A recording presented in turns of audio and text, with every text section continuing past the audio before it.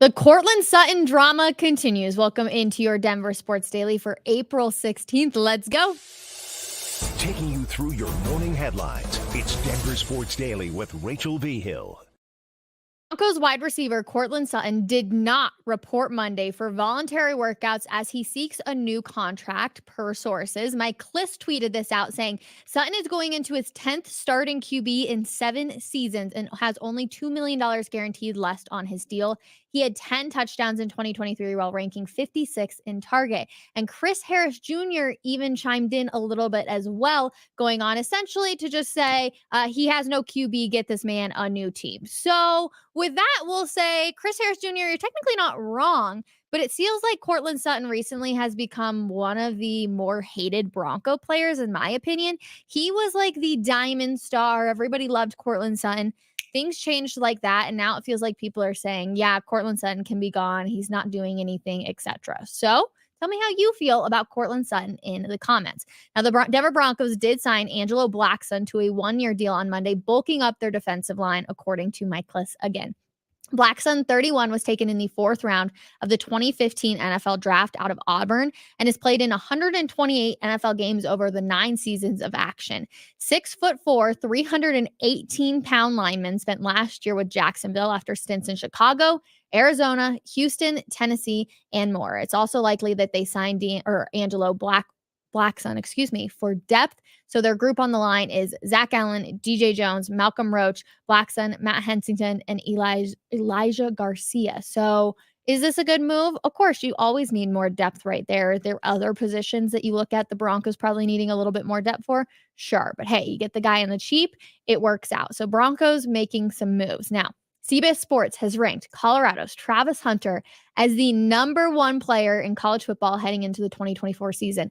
How freaking cool is that? We have the #1 football player here in the Mile High City. CBS Sports college football analyst Blake Brockermeyer said Hunter is a generational player, and if he took fewer snaps offensively at wide receiver, he would be even more effective for Colorado's defense. He added Hunter's missed a handful of games after taking a cheap shot in the Colorado State game and still notched 1,044 snaps. He had 7 games with more than 100 snaps, doing so as a two-way player. Travis Hunter is awesome. It's been so exciting to see him each and every single time. I'm really looking forward to seeing what he's going to be able to do this season to kind of, add on to that. I want to see him add on to his resume because it's hard when he's already doing so much, but it's like, can he take it to the next level? What side of the ball is he going to improve on even more? I feel like he is known for defensively being a stud out there, but can this year be his offensive, year? Or what is it going to look like? Because you never really know. So Shedeur, obviously having him get the ball is always helpful. But yeah, I'm really excited to kind of see how he levels up that quote unquote resume of his and to see, what teams will be looking at him next year. Moving on to the Colorado Rockies, we can say a happy anniversary because on April 16th, 1994, Dinger was hatched. He breaks out of an egg on the Mile High Stadium field and instantly became the Rockies' new mascot. Now, the Rockies do, of course, have their schedule left this week. Oh my gosh, it always cracks me up watching that video that you guys just saw. They did take the loss 2-1 against the Phillies and will play them again today at 4:40 p.m. Mountain Time. They will have that series against the Phillies and then take on the Mariners later this week. We'll move on now to the Denver Nuggets, excuse me. It was unlikely, but is now certain that Nikola Jokic will not become the second player to win an MVP unanimously, a feat only Steph Curry has accomplished. 16 media members and voters have revealed their picks for the NBA MVP, and 13 of them have selected Jokic atop the basketball ladder. But there are 3 outliers, and that is ESPN's Stephen A. Smith, Kendrick Perkins, and Fox's Chris Broussard. So Jokic averaged 26.4 points, 12.4 rebounds, and 9 assists a game on 58% shooting. Absolutely insane stats right there. And with a win of this year's MVP, Jokic will join Kareem Abdul-Jabbar, Bill Russell, Michael Jordan, Wilt Chamberlain, LeBron James, Moses Malone, Larry Bird, and Magic Johnson as the only players in league history who have won 3 MVPs. Yeah, Nikola Jokic is freaking awesome. We can just say that right there. And those stats on the 58% shooting on the year, the fact that he averaged a double-double and almost a triple-double with the 9 assists is insane. And yet people still won't give him his roses. And I do not know why. The NBA postseason gets underway today with the annual play-in tournament. So it begins with Lakers versus Pelicans and Warriors versus Kings. And then the winner of Lakers Pelicans will earn the 7th seed, while the loser will play the winner of Warriors Kings on Friday for the 8th seed. The Eastern Conference plays Wednesday with Heat versus Sixers and Hawks versus Bulls. And the winner of the Heat Sixers will get the 7th seed, while the loser of the winner of Hawks Bulls will play Friday for the 8th seed. So the NBA playoffs get underway on Saturday, which we're assuming is going to be the day that we will in fact see the Denver Nuggets start their quest for back-to-back. Last part we've got for you on this Smashburger Mile High Minute. USA basketball is finalizing its 2024 Paris Olympics roster.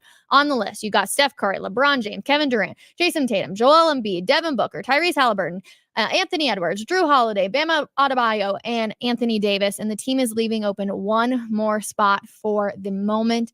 Could we see an Aaron Gordon sneak in there? Maybe. That would be pretty dang cool if I do say so myself. But there's tons of big names, obviously, that you know there. The Olympics begin in July. It's crazy. It's going to be here before we know it. Now, after much speculation, the Indiana Fever made it official and drafted Caitlin Clark as the #1 overall pick for the 2024 WNBA draft. Clark told ESPN, "I've dreamed of this moment since I was in 2nd grade." She added, "It's taken a lot of hard work, a lot of ups and downs, but more than anything, I'm just trying to soak it in. Her impact on basketball has been significant," and drawing in new fans and even catching the attention of country music star Luke Combs, who congratulated her on her achievement. And also, 2 hours after being picked, Caitlin Clark became Fanatics' top-selling draft pick in any draft night history, surpassing Trevor Lawrence in 2021. Caitlin Clark, we owe a lot to you. Congratulations on the success. By the way, I also loved her outfit last night. She looked great. But Serena Williams has her eyes on the WNBA as well. So the retired tennis star told CNN that she would be, quote unquote, super interested in owning a WNBA franchise. Serena says the investment would be no risk, pointing out that more people watch the college women's basketball than men. All I need to say is missed free throws and chicken, which we're going to get into this in just a second. But you guys, let's be honest. It's a no risk at this point to jump onto anything with the WNBA.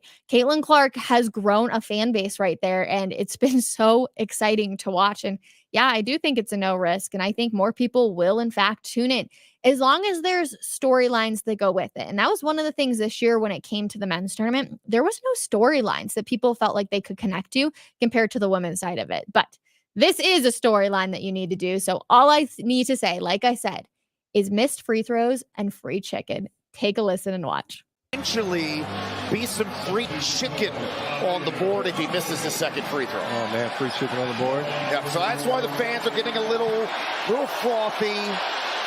Oh, they're pointing to Beaumont's playing with the crowd. Say, you want chicken? Here's your job. No, he gave him chicken. He's a man of the people.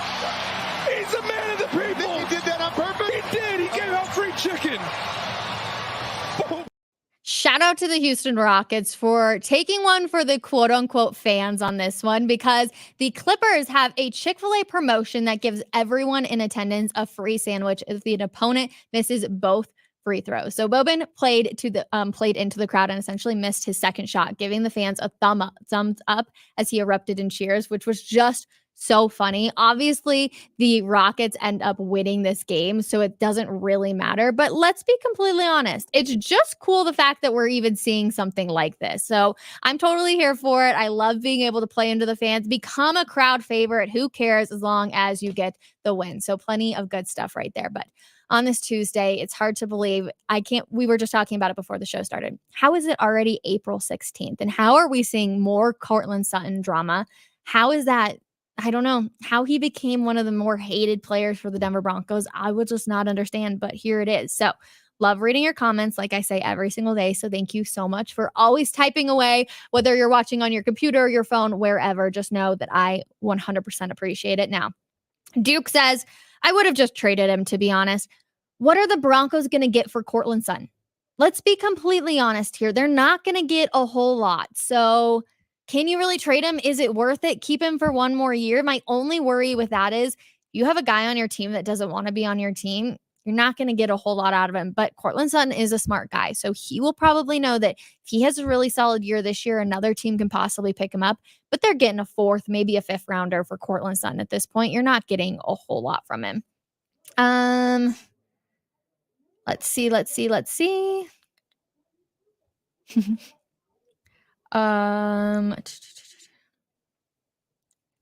You guys, you got some really good stuff in here.